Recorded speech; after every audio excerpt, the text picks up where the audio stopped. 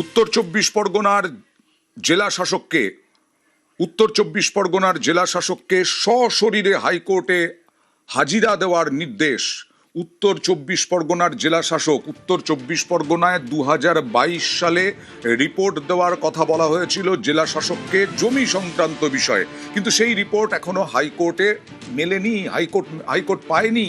আর সেই কারণে 2022 থেকে পরপর ডিএম বদল হয়েছে, কিন্তু রিপোর্ট আসেনি।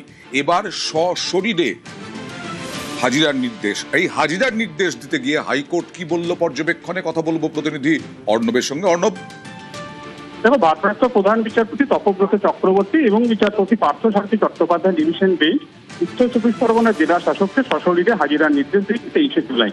এবং এর প্রধান হেতু বা কারণ যাই বলো না কেন, সেটা হচ্ছে 2022 সালে একটি জনস্বার্থ মামলা, যার মূল বিষয়টাই ছিল উল্টোডাঙ্গা থেকে ভিআইপি রোড ধরে যদি আমরা বারাসাতের দিকে এগোতে থাকি, তাহলে ওই রাস্তার দুধারে কোথাও নয়নজুলি বোঝানো হয়েছে বা কোথাও বেআইনি নির্মাণ হয়েছে, কোথাও জবরদখল হয়েছে। এই জনস্বার্থ মামলাতে প্রেয়ার করা হয় ওই জায়গাগুলিকে জবরদখল মুক্ত করা হোক।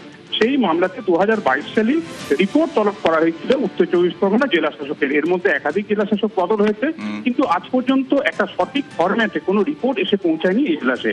এরপরই জুন মাসে যখন মামলাটি আসে, তখনই ভারপ্রাপ্ত প্রধান বিচারপতির বেঞ্চ হুঁশিয়ারি দিয়েছিলেন এরপরে যদি রিপোর্ট না আসে, অর্থাৎ কি পদক্ষেপ নেওয়া হয়েছে। কারণ ইন দ্য মিন টাইম একটি রিপোর্টে জেলা প্রশাসনের তরফে স্বীকার করে নেওয়া হয়েছে এটা সত্যি কিছু জায়গায় এরকম জবরদখল বা বেআইনি ভাবে নির্মাণের অভিযোগ, এটা সত্য। কিন্তু সত্য বলা হলেও সেক্ষেত্রে পদক্ষেপ কি করা হয়েছে তা আজ পর্যন্ত জানানো হয়নি। এরপরই ভারপ্রাপ্ত প্রধান বিচারপতি তপব্রত চক্রবর্তী জানান যে উত্তর চব্বিশ পরগনা জেলা শাসক যিনি থাকুন না কেন, তিনি কি কলকাতা হাইকোর্টের প্রধান বিচারপতির থেকেও নিজেকে বড় মনে করছেন বা তার থেকেও ওপরে কোথাও অবস্থান করছেন। পার্থসারথী চট্টোপাধ্যায় তিনি বলেন যে এক্ষেত্রে প্রধান বিচারপতি তৎকালীন যিনি ছিলেন, তিনি এই নির্দেশ দেওয়ার পরও সেই নির্দেশ অমান্য করার এতটা হক কোথা থেকে দেখান এই জেলা শাসকের দপ্তর বা জেলা শাসক তিনি ছিলেন। এরপরই আর কোনো রকম সময় নষ্ট না করে সরাসরি 23শে জুলাই সকাল 10:30টায় জেলা শাসককে এজলাসে হাজিরার নির্দেশ দেওয়া হয়েছে এবং তার কাছ থেকেই কৈফিয়ত চায় কলকাতা হাইকোর্ট কেন 2022 সাল থেকে এই টানাপোড়েন করা হচ্ছে, কেন রিপোর্ট বা পদক্ষেপ নেওয়া হয়নি বা পদক্ষেপ নেওয়া হলে কি নেওয়া হয়েছে সেটা দিতে চাইছে না কেন জেলা প্রশাসন। ওকে।